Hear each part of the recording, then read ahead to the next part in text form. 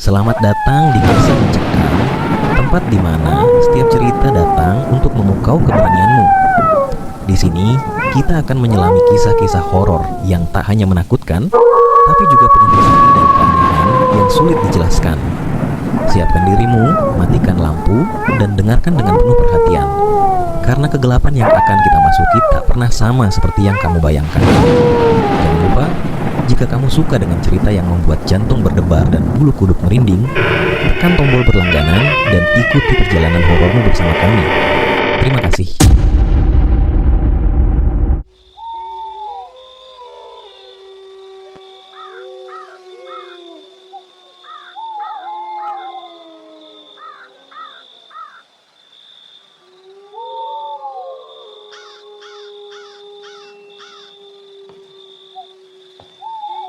Malam di Jakarta tak pernah benar-benar sepi.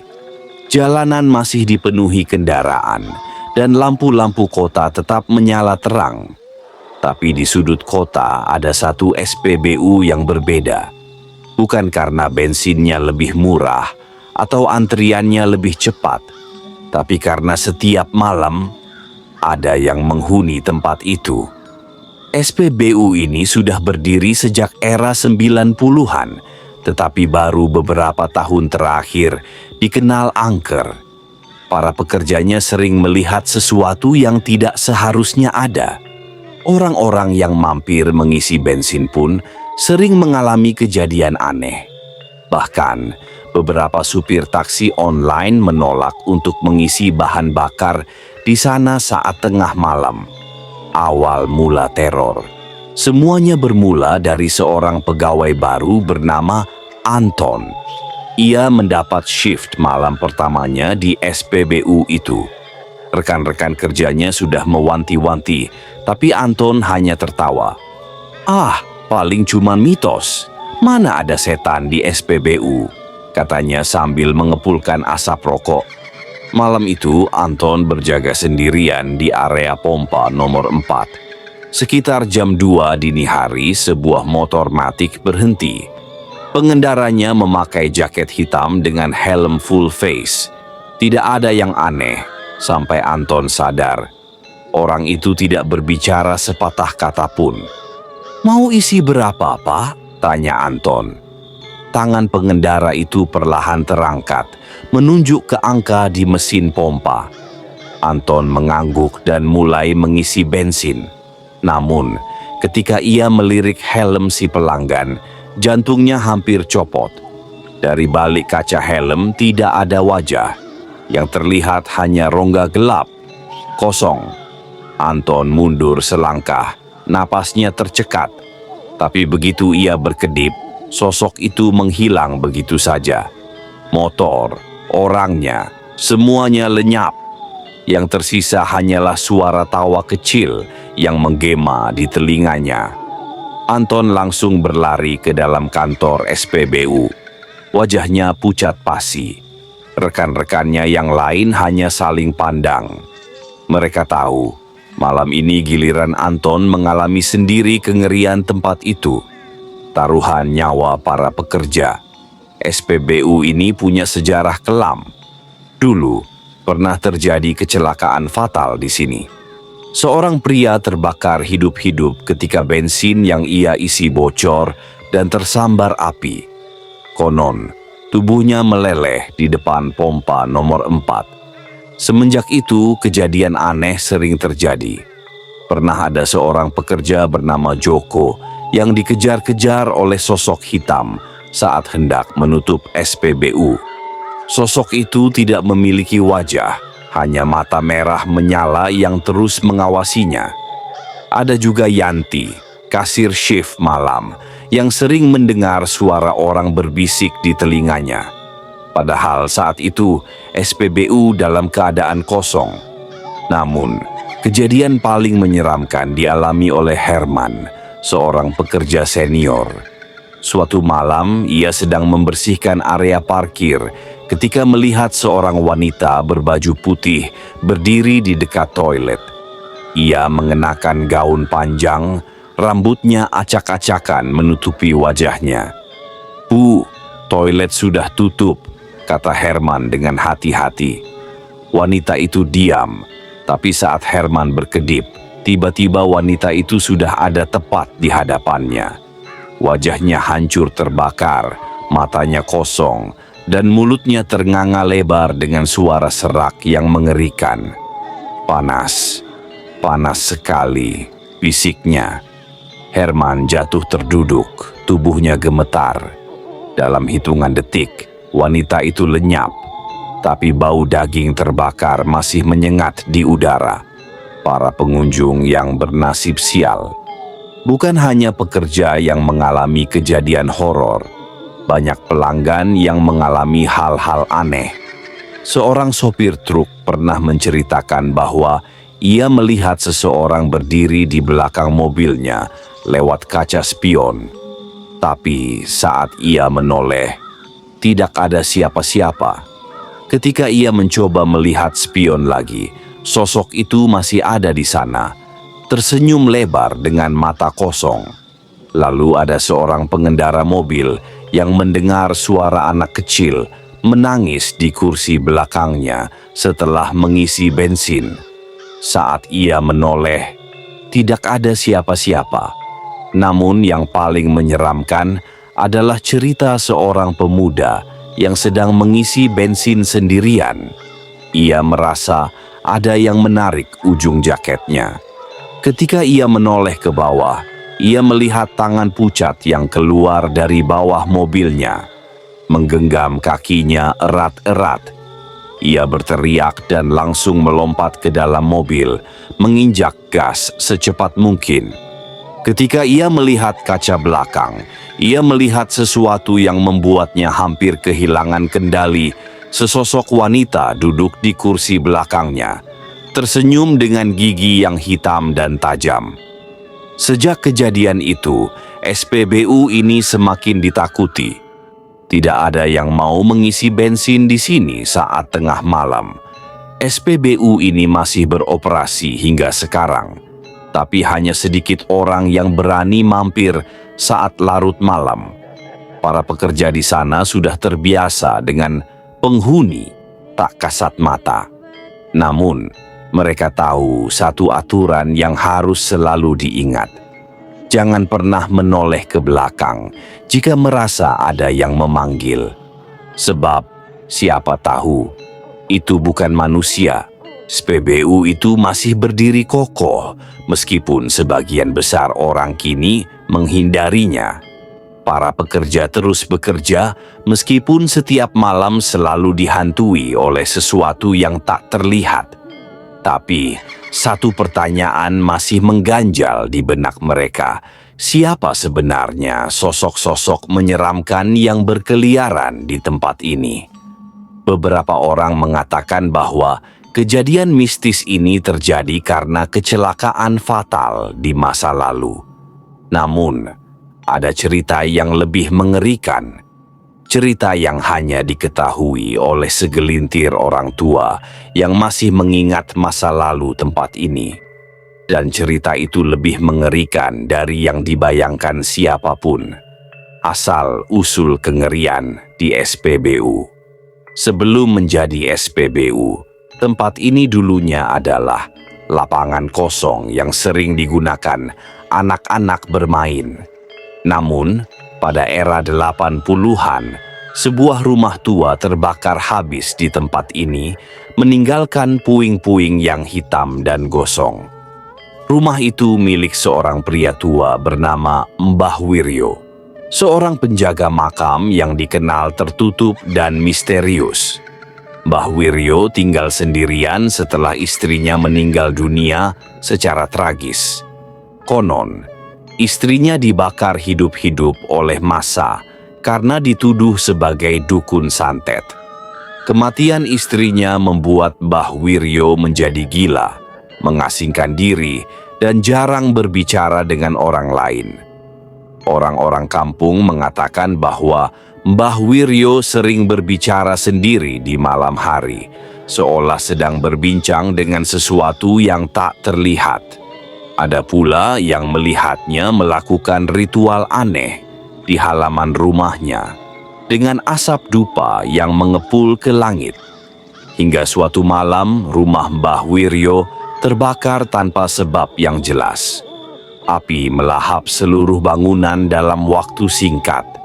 Warga yang berusaha memadamkan api menemukan sesuatu yang mengerikan. Tubuh Mbah Wiryo hangus, namun wajahnya tetap utuh dengan mata terbuka lebar, seolah sedang menatap mereka semua.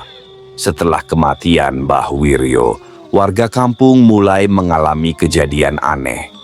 Banyak yang melihat sosok hitam bertubuh tinggi dengan mata merah berkeliaran di sekitar bekas rumahnya.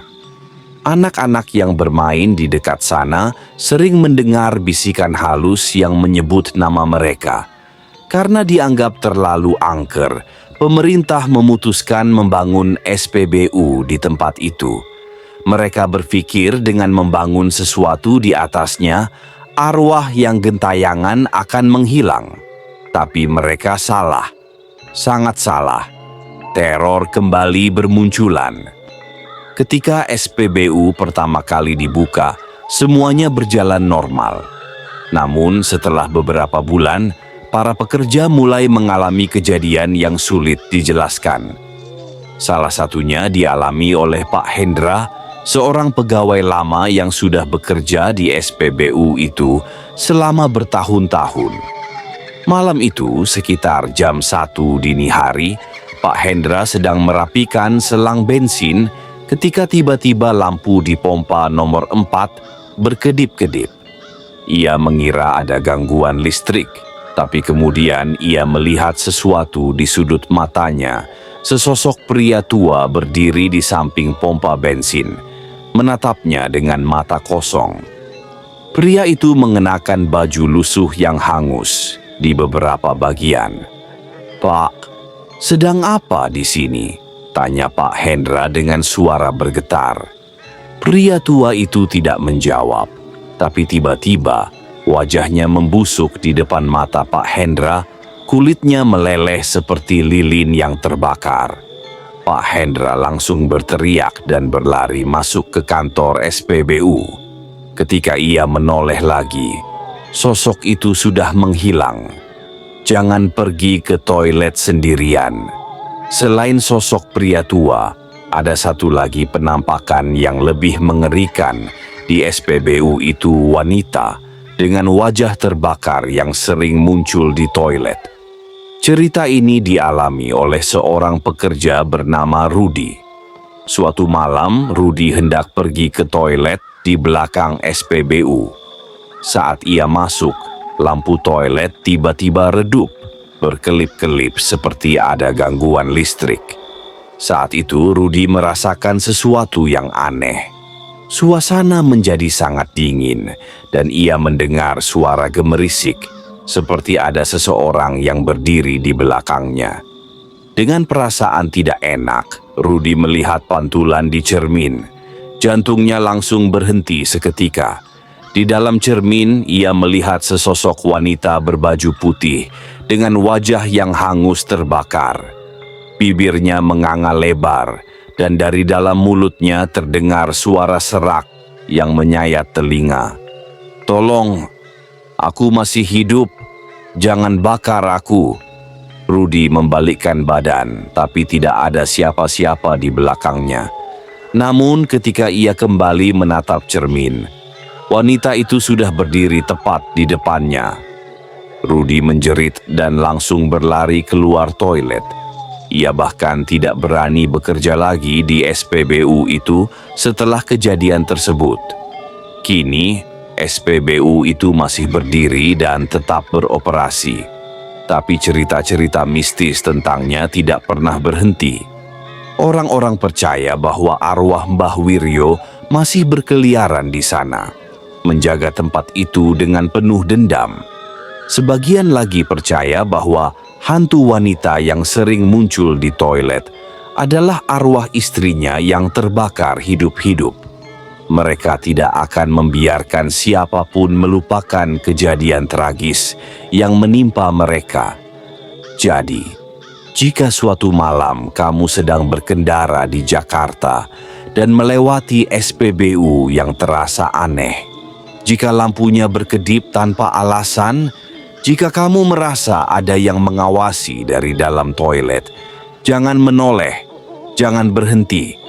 Sebab mungkin saja bukan hanya kamu yang ada di sana malam itu. Sejak kejadian Rudy di toilet dan penampakan Mbah Wiryo di pompa nomor 4, SPBU itu semakin ditinggalkan. Hanya beberapa orang yang masih berani mampir. Biasanya mereka yang tidak tahu cerita di balik tempat itu. Tapi bagi para pekerja, malam adalah waktu yang paling menegangkan. Bahkan, ada satu malam yang menjadi mimpi buruk bagi semua pegawai yang sedang bertugas. Malam itu hampir merenggut nyawa mereka semua. Jam 3 malam, tanda bahaya. Malam itu hanya ada 3 pegawai yang bertugas. Rama, Bayu, dan Tony. Mereka bertiga adalah pekerja shift malam yang sudah terbiasa dengan kejadian-kejadian aneh. Namun, tak satu pun dari mereka menyangka bahwa malam ini akan jauh lebih mengerikan dari biasanya. Sekitar jam 3 pagi dini hari, angin berembus kencang, membuat suasana semakin mencekam. SPBU tampak kosong, tak ada pelanggan yang datang. Hanya suara lampu neon yang berkedip-kedip dan gemerisik dedaunan yang tertiup angin. Rama sedang duduk di dalam kantor SPBU, memainkan ponselnya, ketika tiba-tiba CCTV di layar monitor menangkap sesuatu yang aneh. Di layar, terlihat seorang wanita berdiri di tengah area SPBU, tepat di depan pompa nomor 4. Wajahnya tertutup rambut panjang yang kusut, bajunya compang-camping, dan tubuhnya sedikit bergoyang seperti orang yang tidak bisa berdiri dengan benar. Rama menyipitkan mata. "Pelanggan, kenapa jam segini?" Ia langsung keluar untuk menghampiri wanita itu. Sosok wanita tanpa wajah. Ketika Rama keluar dari kantor, ia melihat wanita itu masih berdiri diam. "Bu, mau isi bensin?" tanyanya. Wanita itu tidak menjawab. Angin bertiup lebih kencang, membuat rambut panjangnya sedikit tersibak. Saat itu, Rama nyaris menjerit ketakutan. Wanita itu tidak punya wajah. Hanya ada rongga kosong hitam yang menganga di tempat seharusnya ada mata, hidung, dan mulut. Seketika, lampu di SPBU padam total. Rama langsung berbalik untuk lari ke dalam kantor, tapi tubuhnya mendadak terasa berat, seperti ada sesuatu yang menariknya dari belakang. Tiba-tiba, suara tawa serak terdengar di telinganya. "Kemana kamu mau lari?" Rama membeku. Jantungnya terasa seperti akan meledak. Dengan tubuh gemetar, ia mencoba menoleh ke belakang, tetapi saat itu juga, wanita itu sudah ada tepat di depan wajahnya. Matanya yang kosong menatap langsung ke matanya, dan dari mulutnya yang menganga, ular-ular kecil keluar dan merayap di wajah Rama. Rama berteriak sekencang-kencangnya dan jatuh tersungkur ke tanah. Saat itu juga, Bayu dan Tony berlari keluar dari kantor SPBU. Mereka melihat Rama tergeletak, wajahnya pucat seperti mayat. Namun ketika mereka melihat ke arah pompa nomor 4, tidak ada siapa-siapa di sana. Hanya bau anyir menyengat yang tertinggal di udara. Teror di dalam kantor. Mereka langsung membawa Rama ke dalam kantor. Wajahnya masih ketakutan dan mulutnya terus bergetar. Jangan menatap matanya," bisiknya lemah. Bayu dan Tony saling pandang. Mereka sudah tahu bahwa keanehan di SPBU ini semakin menjadi-jadi. Namun teror belum selesai. Saat mereka mencoba menenangkan diri di dalam kantor, sesuatu yang lebih mengerikan terjadi. Pintu kantor SPBU tiba-tiba bergetar keras, seperti ada seseorang yang berusaha masuk dengan paksa. Tok, tok. TOK! Exclamation mark. Mereka bertiga terdiam, tubuh mereka membeku di tempat. Tony memberanikan diri melihat ke layar CCTV. Apa yang ia lihat hampir membuatnya pingsan. Di layar, terlihat banyak sekali sosok hitam berdiri di luar SPBU. Beberapa di antaranya tidak memiliki wajah, ada yang bertubuh hangus, ada yang memiliki mata merah menyala. Namun yang paling menyeramkan adalah satu sosok yang berdiri tepat di depan pintu kantor. Sosok itu tinggi kurus dengan pakaian yang hangus terbakar. Wajahnya hancur meleleh, namun matanya masih utuh, menatap mereka dengan penuh kebencian. Itu adalah Mbah Wiryo. Tanpa pikir panjang, mereka bertiga langsung mencari cara untuk kabur. "Kita harus keluar dari sini," bisik Bayu dengan panik. Namun begitu mereka membuka pintu belakang kantor, seseorang sudah berdiri di sana. Seorang wanita berbaju putih dengan wajah hangus langsung menatap mereka dengan senyum mengerikan. Mata Tony langsung membelalak. Itu istrinya Mbah Wiryo. Wanita itu tiba-tiba berlari ke arah mereka dengan kecepatan tidak wajar. Mereka bertiga langsung berlari keluar dari kantor menuju ke parkiran. Tapi saat mereka hendak melompat ke dalam mobil, sosok-sosok hitam mulai bermunculan dari balik pompa bensin. Bayu menyalakan mobil dengan tangan gemetar. Mesin menyala dan ia langsung menginjak gas.